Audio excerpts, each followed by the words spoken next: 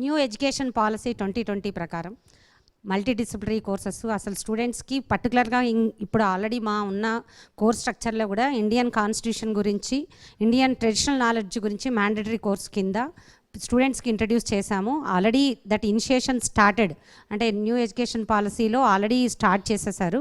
ఇట్లాంటివన్నీ కూడా పిల్లలకి ఇంట్రడ్యూస్ చేస్తున్నారు. ఇంట్రెస్ట్ ఉన్న పిల్లలు నిజంగా చెప్పాలంటే పిల్లలకి మనము ఎందుకు ఎంజాయ్ చేస్తున్నాం ఇంత ఫ్రీడమ్ అనేది ఒక లాజిక్ వాళ్ళు అర్థం చేసుకోగలిగితే ఖచ్చితంగా ఫ్రీడమ్ ఫైటర్స్ గురించి కోర్సు స్ట్రక్చర్లో ఉన్నా లేకపోయినా తెలుసుకోవాలనే ఇంట్రెస్ట్ వాళ్ళకు ఉండాలి. అది minimum responsibility of every Indian citizen. అది లేని నాడు వాళ్ళు ఎంత ఎడ్యుకేషన్ చేసినా, ఎంత పైకి ఎంత హైట్స్కి వెళ్ళినా రూట్స్ మర్చిపోతే దానివల్ల వచ్చిన ఉపయోగం ఏం లేదని నేను ప్రిన్సిపల్గా అనుకుంటా. నాకు తెలిసినంత వరకు మా పిల్లలందరూ కూడా తెలుసుకోవడానికి వాళ్ళు ట్రై చేస్తున్నారు, వాళ్ళకి తెలుసు కూడా.